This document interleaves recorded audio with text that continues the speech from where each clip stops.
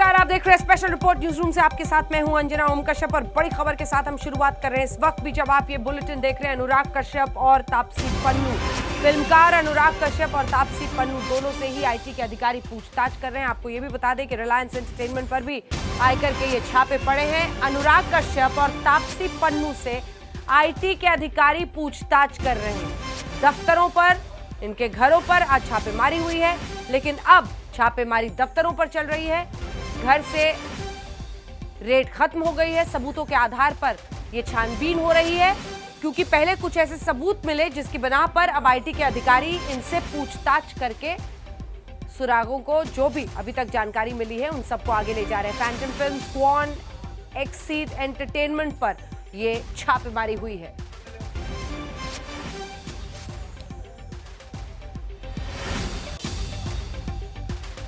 दिवेश सिंह हमारे सहयोगी इस वक्त इनकम टैक्स के दफ्तर से हमारे साथ जुड़ रहे हैं। सौरभ वक्तानी हमारे साथ तापसी पन्नू के घर के पास से जुड़ रहे हैं। क्या घर पर ही ये पूछताछ हो रही है? कहां पर सौरभ सब कुछ हो रहा है और अभी मामला कहां तक पहुंचा है?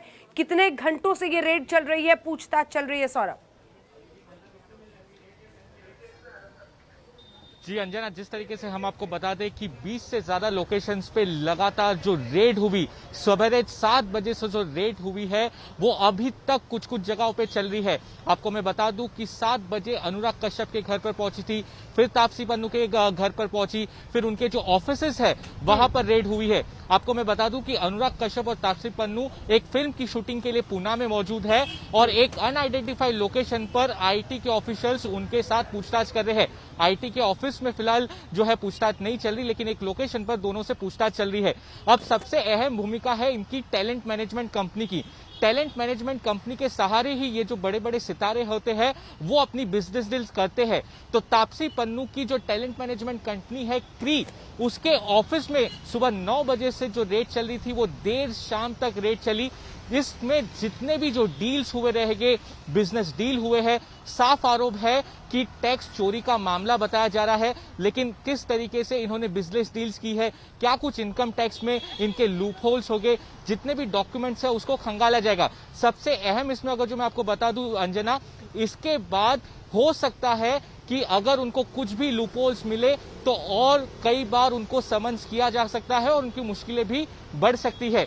तो आगे की इन्वेस्टिगेशन में और इन डॉक्यूमेंट्स में इनकम टैक्स विभाग को क्या कुछ मिलता है उस पर बिल्कुल नजर आएगी, उस पर निर्भर करता है। बिल्कुल बिल्कुल। दिवेश के पास जल्दी से चलते हैं। इनकम टैक्स की बता रहे हैं सुबह 7 बजे से लगातार छापेमारी हो रही है, और अब क्या ऐसा कुछ मिला है जिसकी वजह से अनुराग कश्यप और तापसी पन्नू से पूछताछ हो रही है? दिवेश, अंजना, आपको बता दें कि इनकम टैक्स के जो हमारे सूत्र हैं उनका कहना यह है कि जो प्रॉफिट्स अनुराग कश्यप, तापसी पन्नू, इनके अलावा मधु मंटेना, विकास बहल कंपनियां जैसे कि क्वान टैलेंट मैनेजमेंट और अन्य कंपनियां जिनका आपने नाम लिया, इन सारी कंपनियों ने जो प्रॉफिट्स दर्ज किए हैं और जो रिटर्न्स फाइल किए हैं, इसमें डिस्क्रिपेंसी पाई गई, जिसके बाद प्राइमरी इन्वेस्टिगेशन की गई इनकम टैक्स डिपार्टमेंट द्वारा और उसके बाद सर्च वारंट प्रोक्योर कर सर्चेस कंडक्ट की गई हैं ये पता लगाने के लिए कि किस तरीके की इनकम इन्होंने जनरेट की है, इन एंटिटीज़ ने, इन इंडिविजुअल्स ने, ये जो फिल्मी हस्तियां हैं, इन्होंने किस तरीके का काम किया। कौन जैसी की टैलेंट मैनेजमेंट एजेंसी है, हर एक जो अभिनेता होता है उसके साथ टैलेंट मैनेजमेंट एजेंसी की कॉन्ट्रैक्ट होती है। वो अगर किसी फिल्म को साइन करते हैं तो टैलेंट मैनेजमेंट एजेंसी को फिल्म मेकर अप्रोच करते हैं और वहाँ से टैलेंट को हायर किया जाता है। तो उसके बाद एक कॉन्ट्रैक्ट साइन होता है, तो उस कॉन्ट्रैक्ट में कितना अमाउंट लिखा गया है और कितने का टैक्स पे किया गया, इसमें डिस्क्रिपेंसी मिलने के बाद ये पूरी छानबीन शुरू हुई और इसी के तहत ये सारे जो सर्चेज हैं, जो 20 से 25 लोकेशंस पर सर्चेज की गई इनकम टैक्स विभाग द्वारा, ये प्राइमरी इन्वेस्टिगेशन के बाद की गई है। अब सारे डॉक्यूमेंट्स को खंगाला जाएगा, इवैल्यूएट किया जाएगा, इलेक्ट्रॉनिक डेटा को इवैल्यूएट किया जाएगा, उसके बाद असर्टेन किया जाएगा, एक पूरा अमाउंट पता लगाया जाएगा कि किस तरीके का इनकम टैक्स इवेजन हुआ है, कितना इनकम टैक्स इवेड किया गया है, कितना इनकम टैक्स नहीं भरा गया है। ठीक है, उसके बाद आम भाषा में दर्शकों को समझाएं तो दिवेश और सौरभ वक्तानिया, टैक्स चोरी का यह मामला जिसमें इनकम टैक्स के अधिकारी अभी भी छानबीन कर रहे हैं, सुबह 7 बजे से ये रेड्स चल रही हैं। क्या हाथ लगा, नहीं लगा, जांच कहां पहुंची, ये सब हम आपको बताएंगे। लेकिन सबसे पहले जरा बता दें कि इस पूरी रेड को लेकर ये बवाल क्यों छिड़ गया है। दरअसल अगर आप तापसी पन्नू को देखें, जो कि एक एक्ट्रेस है सिल्वर स्क्रीन की, या फिर फिल्म मेकर अनुराग कश्यप को, मुखर होकर सरकार के खिलाफ बोलते रहे हैं। इसीलिए ये सवाल उठ रहा है कि कहीं बदले की कार्रवाई तो नहीं हो रही। बताइए, आपके बुढ़ेपन से रिलेट मैं करते तो हो मैं मेरा ना तन बुढ़ा है ना मन बुढ़ा है। किसने कहा? उम्र कितनी हुई है बताओ अपनी सबको। 50 होने वाला हूँ। हाँ तो बस फिर अब देख लो ना। लेकिन देखो, लगता है बुढ़ा नहीं लगता। आपको डेडिकेटेड है ये। मन तो मेरा मन या कभी मेरा मन या तो 100 साल का होता है या 2 साल का होता है। चंचल मन है, चंचल मन। मैं तो 2-5 में रहता हूँ या 100 में रहता हूँ। इतनी लंबी रेंज लेकर चलने वाले फिल्म निर्देशक अनुराग कश्यप इनकम टैक्स के फंदे में फंस गए हैं। वजहें तलाशी जा रही हैं, वजहें आगे भी तलाशी जाएंगी। फिलहाल तो बॉलीवुड की कई हिट फिल्मों के डायरेक्टर अनुराग कश्यप और अभिनेत्री तापसी पन्नू पर इनकम टैक्स वाली आफत आ गई है। इनकम टैक्स डिपार्टमेंट ने अनुराग कश्यप और तापसी पन्नू के घर पर छापा मारा है। सूत्रों के मुताबिक टैक्स चोरी के मामले में इन दोनों के ठिकानों पर छापा मारा गया है। इनकम टैक्स विभाग ने अनुराग कश्यप और तापसी पन्नू के अलावा फैंटम फिल्म से जुड़े कुछ और लोगों के ठिकानों पर छापा मारा है। इनकम टैक्स विभाग ने विकास बहल और फैंटम फिल्म्स के को फाउंडर मधु मंटेना वर्मा के ठिकानों पर भी छापा मारा है। रिलायंस एंटरटेनमेंट के सीईओ शिभाशीष सरकार के यहाँ भी छापा मारा गया है। एक्सीड कंपनी के सीईओ अफसर जैदी के यहाँ भी छापेमारी हुई है। इसके अलावा क्वान सेलिब्रिटी मैनेजमेंट एजेंसी के सीईओ विजय सुब्रमण्यम के यहाँ भी छापेमारी हुई है। इन लोगों के मुंबई और पुणे स्थित करीब 20 ठिकानों पर इनकम टैक्स का छापा पड़ा है। आज सुबह करीब 20 टीमें इनकम टैक्स विभाग की अलग अलग जगह सर्च करने पहुंची। इन जगहों में बहुत सारी ऐसी जगह थी जो मुंबई और पुणे में स्थित थी। इनमें एक्ट्रेस तापसी पन्नू का घर और ऑफिस, मधु मंटेना का घर और ऑफिस, अनुराग कश्यप जो कि एक फिल्म मेकर हैं उनके घर और ऑफिस, इसके अलावा विकास बहल इनके घर और दफ्तर पर सर्च की जा रही थी। सूत्रों का कहना है कि ये पूरा मामला इनकम टैक्स इवेशन से जुड़ा है। इनकम टैक्स ड्यूटी नहीं भरे जाने की वजह से ये सर्चेज इनकम टैक्स विभाग कर रहा था। ये भी कहा जा रहा है कि इनकम टैक्स विभाग ने पहले प्राइमरी जानकारी जुटाई और उसके बाद सर्च वारंट्स इशू किए, जिसके बाद आज ये सर्च कार्रवाई शुरू की गई इनकम टैक्स डिपार्टमेंट द्वारा।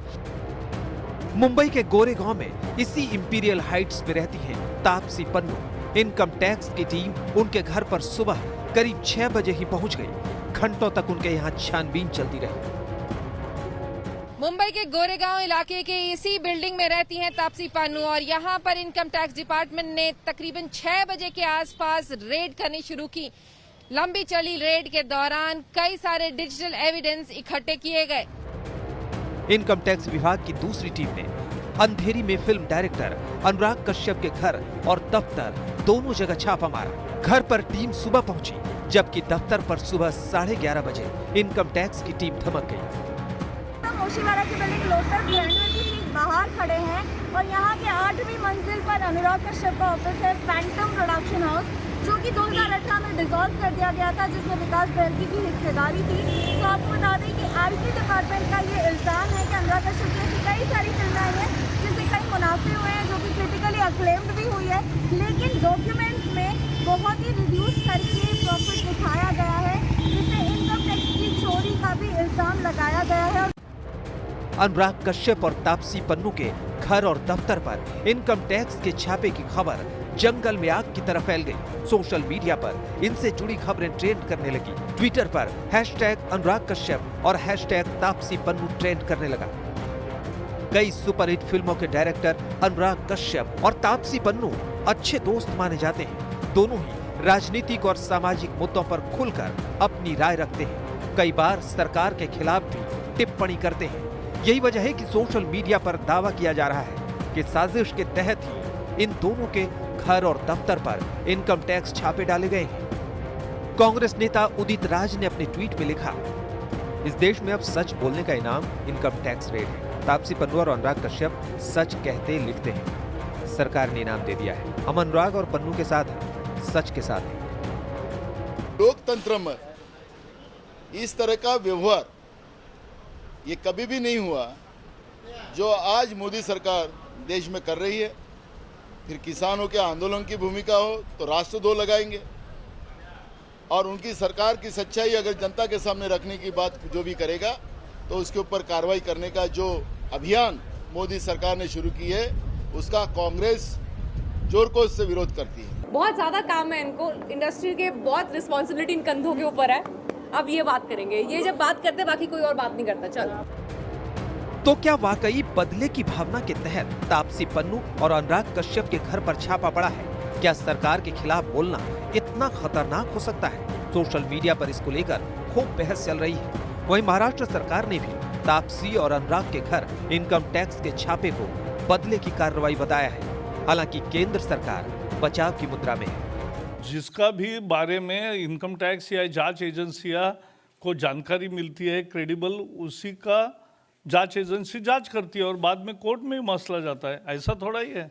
ये देश के लिए कोई नई बात नहीं है।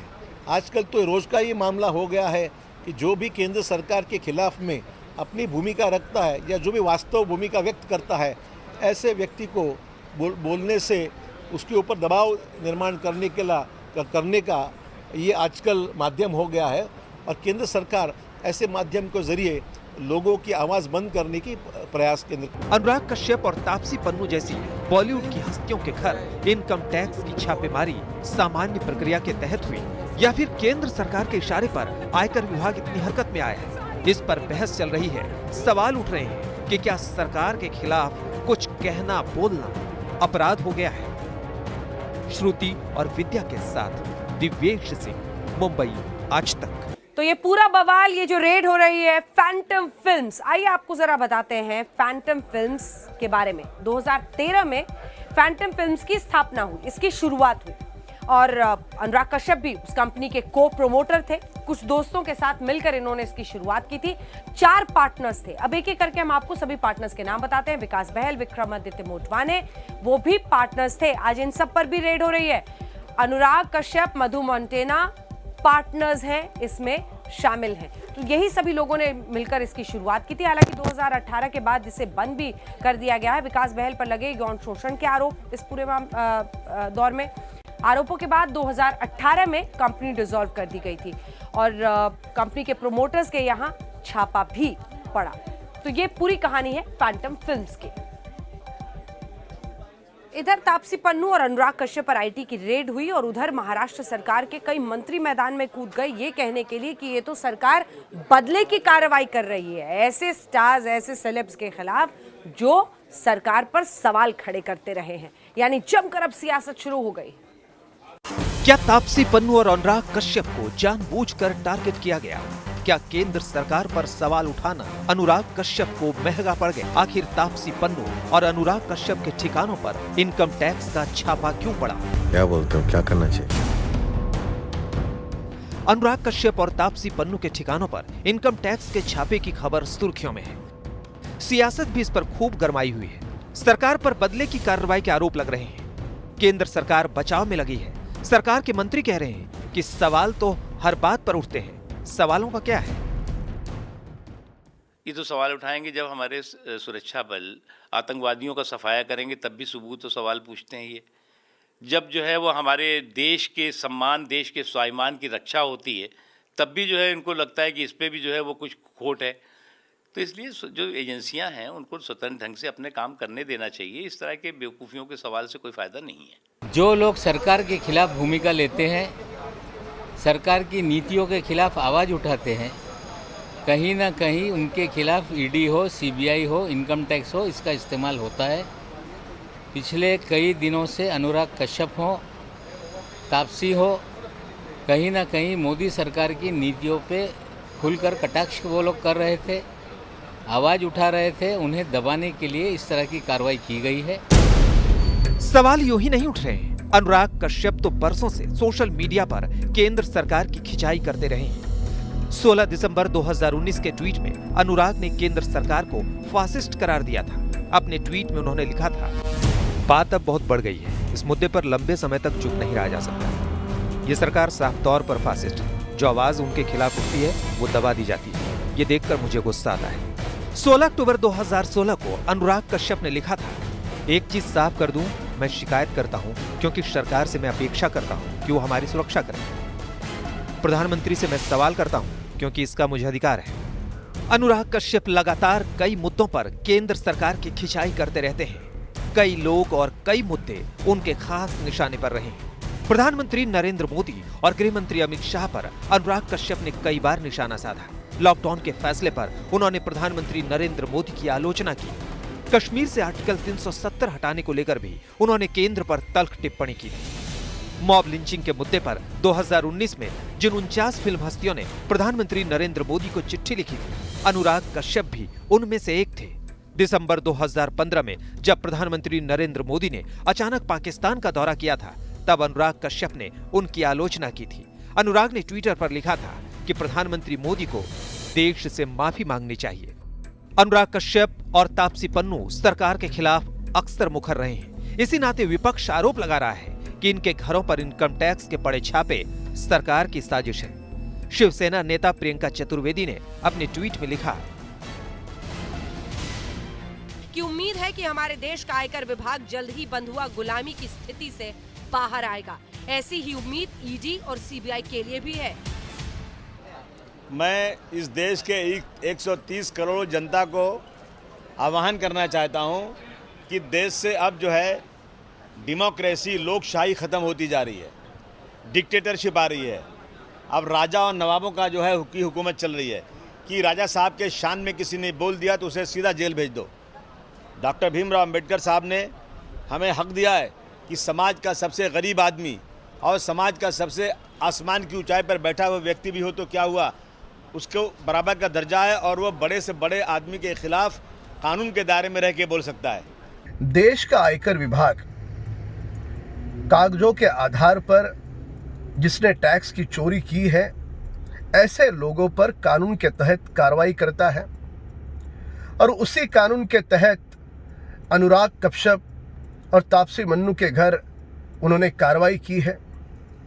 अब जब कानून अपने कानून के दायरे में रहकर कार्रवाई करे तो इस बात को भी लेकर के कांग्रेस दल और विपक्ष के लोग यदि सियासत का इसको रंग देते हैं तो यह दुर्भाग्यपूर्ण है।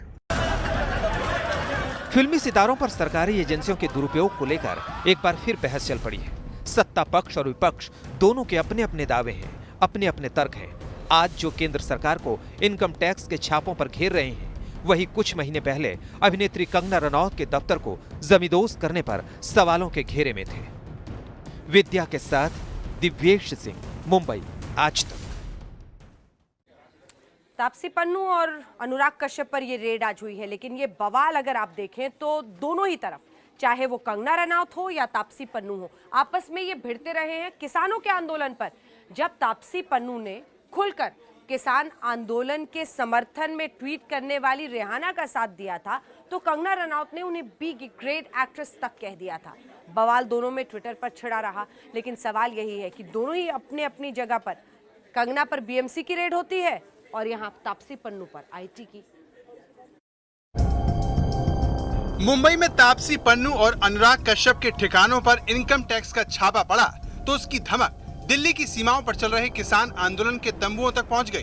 तापसी पन्नू और अनुराग कश्यप ने किसानों के आंदोलन का समर्थन किया था। आज उनके घरों पर इनकम टैक्स के छापे पड़े तो संयुक्त किसान मोर्चा आगे आ गया।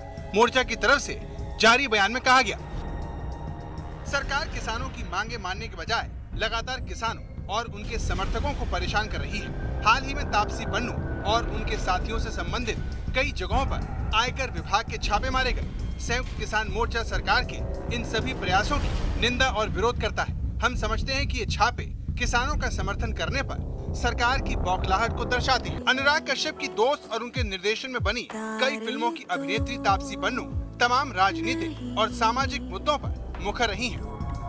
पिछली 4 फरवरी को किसान आंदोलन को लेकर पॉप स्टार रेहाना ने ट्वीट किया था। रेहाना के ट्वीट के पक्ष में और खिलाफ बॉलीवुड के तमाम सितारों ने अपनी राय रखी। तापसी पन्नू ने रेहाना के ट्वीट का समर्थन करते हुए लिखा था कि यदि एक ट्वीट आपकी एकता को हिला सकता है तो आपको अपनी भावनाओं को मजबूत करने की जरूरत है, न कि दूसरों को दुष्प्रचार के बारे में सीख देने की। तापसी पन्नू के इस ट्वीट का तो किसानों ने स्वागत किया, लेकिन बॉलीवुड की क्वीन कंगना रनौत ने तो राशन पानी लेकर तापसी पन्नू पर चढ़ाई कर दी। पंगा गर्ल कंगना ने मनमर्जियां गर्ल तापसी पर हमला बोलते हुए ट्विटर पर लिखा, बी ग्रेड लोगों की बी ग्रेड वाली सोच। हर किसी को अपनी आस्था, मातृभूमि और परिवार के लिए खड़ा होना चाहिए। फ्री फंड का सिर्फ खाने वाले मत बनो, इस देश का बोझ। इसलिए मैं इन्हें बी ग्रेड कहती हूँ। इन फ्री लोडर्स को नजरअंदाज करें। कंगना का सिर्फ एक ट्वीट से मन नहीं भरा। अगले ट्वीट में कंगना ने लिखा, तेरी माँ को मैं गाली दूं, ये तेरे भरोसे को झकझोर देगा डम्बो। नेशनल प्लेटफॉर्म पर उनका अपमान करूं, मैं जानती हूं कि तू अपने प्यार को मजबूत करेगी और कुछ नहीं करेगी। तभी तो तेरे जैसे दूसरों की रोटियों पे पलने वाले पालतू होते हैं, कभी कुछ और नहीं बन पाते। चुप कर अब। कंगना पहले भी तापसी पन्नू को बी ग्रेड की हीरोइन बता चुकी है। हालांकि आज कंगना और तापसी दोनों एक जैसे हालत में हैं। तापसी पन्नू पर इनकम टैक्स का छापा पड़ा है, तो कंगना रनौत भी बीएमसी की तरफ से दिए गए जख्मों से उबर नहीं पा रही हैं। आज तक ब्यूरो। स्पेशल रिपोर्ट में न्यूज रूम से फिर आपका स्वागत है। आपके साथ मैं हूं अंजना ओम कश्यप। एक शब्द है और उस शब्द के इर्द गिर्द पिछले 22 घंटे से देश में चर्चा हो रही है। एक से एक पॉलिटिकल रिएक्शन आ रहे हैं।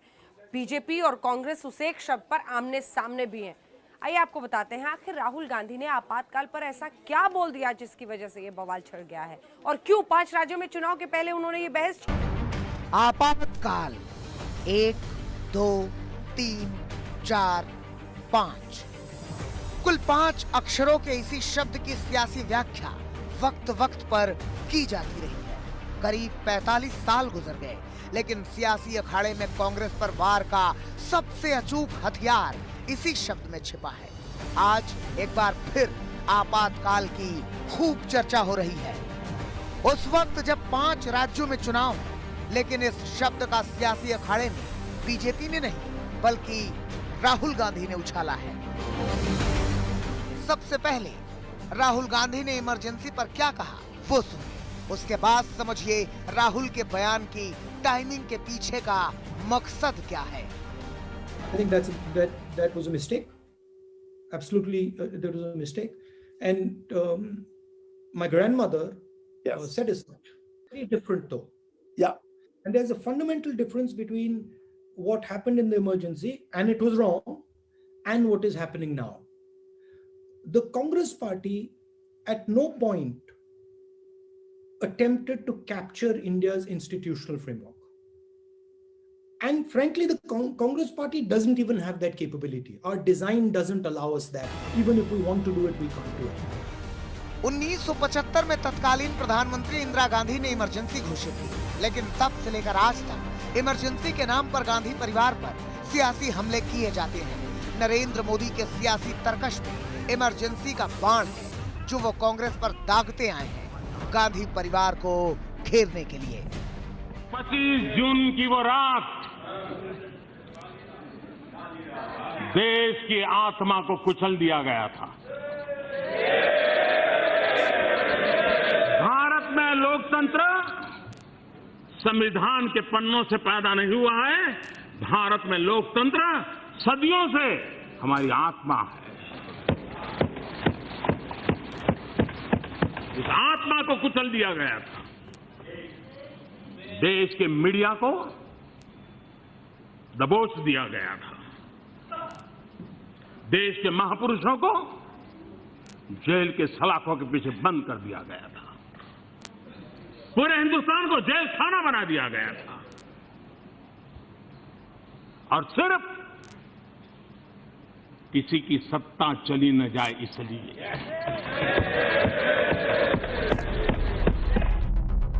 भारतीय जनता पार्टी इमरजेंसी के काले अध्याय को हमेशा खुला रखना चाहती है, लेकिन राहुल ने एक बार फिर इमरजेंसी पर दिल से बोले और दादी की भूल को स्वीकारा। राहुल ने दादी इंदिरा की गलती कबूल की, लेकिन साथ में बड़ा सियासी दांव भी खेला। यानी राहुल ने दादी की घोषित इमरजेंसी और मौजूदा हालात को बीजेपी की अघोषित इमरजेंसी के तौर पर बताया। राहुल ने अमेरिका के कॉर्नेल विश्वविद्यालय में प्रोफेसर और अर्थशास्त्री कौशिक बसु के साथ चर्चा के दौरान इमरजेंसी पर अपना नजरिया साझा किया। राहुल ने कहा, कांग्रेस का राज इमरजेंसी लगाकर दादी इंदिरा ने भूल की। इमरजेंसी लगाने का फैसला गलत था, लेकिन संवैधानिक संस्थाओं की आजादी नहीं छीनी। कांग्रेस की इमरजेंसी से खराब है मोदी राज। कांग्रेस के अंदर बोलने की पूरी आजादी है। बीजेपी के राज में संवैधानिक संस्थाओं की आजादी पर हमला, संवैधानिक संस्थाओं में आरएसएस की घुसपैठ, आरएसएस पाकिस्तान के आतंकी मदरसों जैसा। संसद में विपक्ष को बोलने नहीं दिया जाता है। हर संस्थान पर एक विचारधारा हावी है। सोनिया से लेकर राहुल तक इमरजेंसी के फैसले को गलत बता चुके हैं। गलती कबूल करके कांग्रेस अपने दाग को धोना चाहती है। आपातकाल के अध्याय को बंद करना चाहती है, क्योंकि सियासी फायदे के लिए आपातकाल कांग्रेस का विरोध करने वालों का हथकंडा है। संविधान की बातें बताना और संविधान को कुचलने के पाप करना, इन चीजों को कोई भूल नहीं सकता है। और उस समय जो भी इस पाप के भागीदार थे, ये दाग कभी मिटने वाला नहीं है। और इस दाग को बार बार स्मरण करने का भी जरूरत है, ताकि देश में फिर कैसे किसी कोई ऐसा पैदा न हो जिसको इस पाप के रास्ते पर जाने की इच्छा हो जाए। इसलिए याद करना जरूरी है, किसी को भला बुरा कहने के लिए नहीं। राहुल इमरजेंसी के जख्म और बुरी यादों को माफी के मरहम से भुला देना चाहते हैं, लेकिन बीजेपी उन्हीं जख्मों को याद दिलाकर कांग्रेस की कमजोर नस को दबाती है। बीजेपी को मौका मिला तो सियासत शुरू हो गई। उसमें हमने इंस्टीट्यूशन को कोई तकलीफ नहीं दी। सारे इंस्टीट्यूशंस बंद किए, सारा संगठन की आजादी खत्म की, सारे पार्टियों पर एक तरह से बैन आ गया, सारे एमपीज और एमएलएज को भी गिरफ्तार किया, लाखों लोगों को बंदी में डाला और उसके साथ साथ न्यूज़पेपर की आज़ादी खत्म की। इंस्टीट्यूशन को हमने नहीं बिगाड़ा, ये कहना हास्यास्पद है। आपातकाल के दौरान कांग्रेस पार्टी का वो चरित्र भी सामने आया जो दलित, शोषित, वंचित विरोधी है। बाबू जगजीवन राम जैसे लोगों को भी विद्रोह करना पड़ा।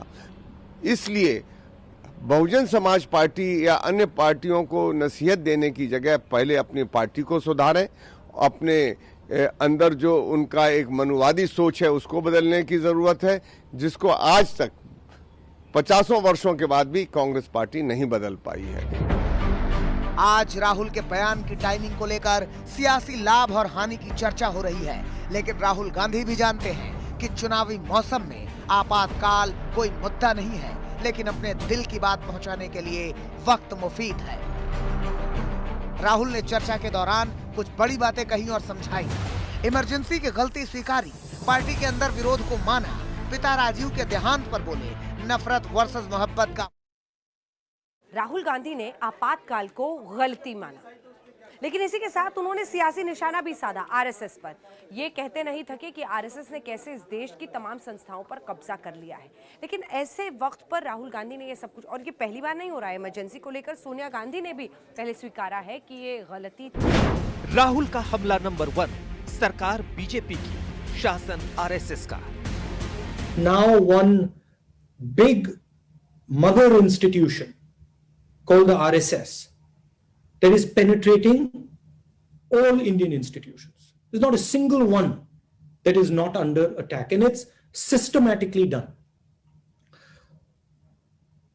And you can, the judiciary, the press, the bureaucracy, election commission, every single institution is systematically being filled by people who have a particular ideology and belong to a certain institution.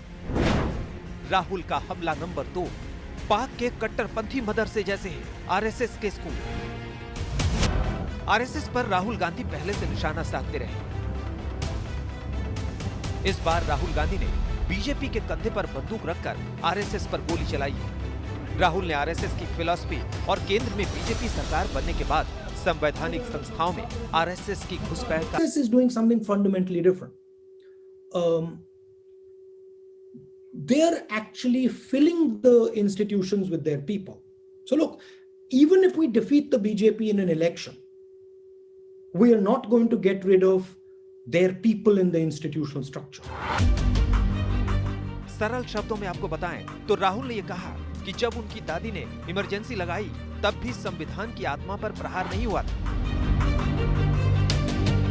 लेकिन RSS के इशारे पर चल रही मौजूदा केंद्र सरकार ने संवैधानिक संस्थाओं की आजादी छीन ली है। इधर राहुल ने आरएसएस पर बड़ा सियासी हमला किया, उधर बीजेपी के केंद्रीय मंत्रियों ने पलटवार किया। राहुल गांधी को आरएसएस समझने में बहुत समय लगेगा। आरएसएस देशभक्ति की सबसे बड़ी पाठशाला है दुनिया की।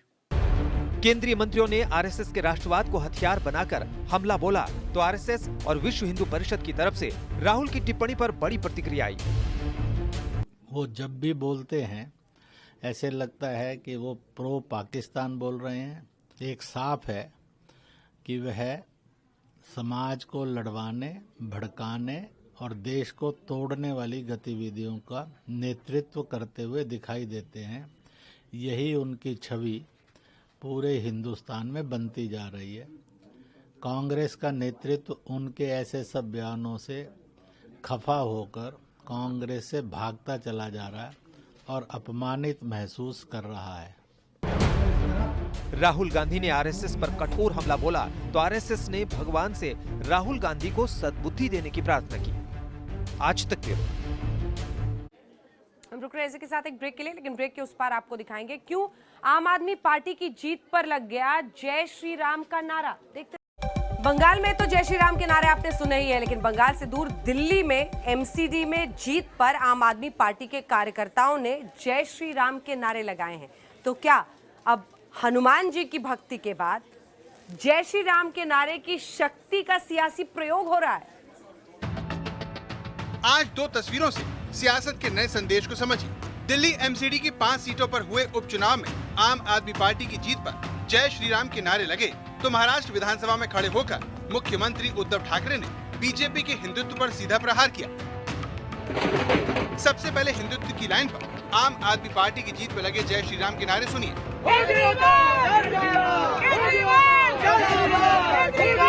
दिल्ली की 5 सीटों पर उपचुनाव हुए जिसमें 4 पर आप और 1 पर बीजेपी का कब्जा था।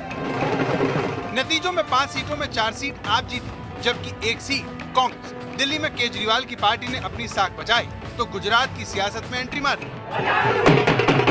सरकार जो काम कर रही है उस काम पे अपना भरोसा जताया है और हम अच्छा काम कर रहे हैं, इस पे अपनी दिल्ली की जनता ने मोहर लगाई है।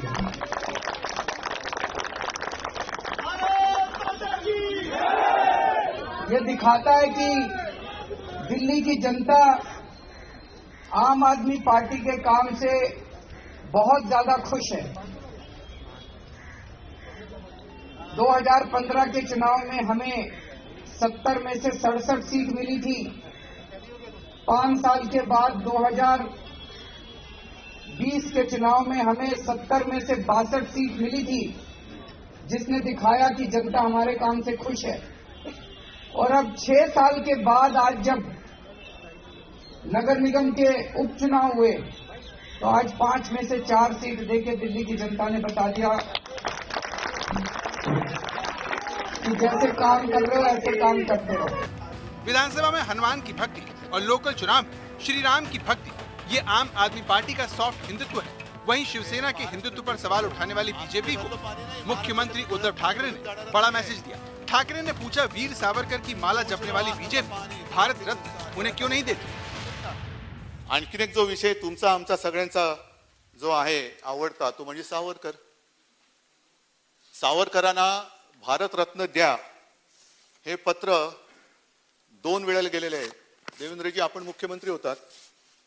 भारत रत्न देण्याचा अधिकार हा देशाच्या पंतप्रधानांच्या केंद्रीय समितीला आहे. का दिलं जात नाही? आम्ही तुमच्याकडे. नमस्कार, मैं हूं अंजना ओम कश्यप। हमें उम्मीद है ये वीडियो आपको पसंद आया होगा। लेटेस्ट खबरों के लिए यूं ही देखते रहिए आज तक और इस वीडियो के पसंद आने पर लाइक, शेयर एंड सब्सक्राइब करना ना भूलें।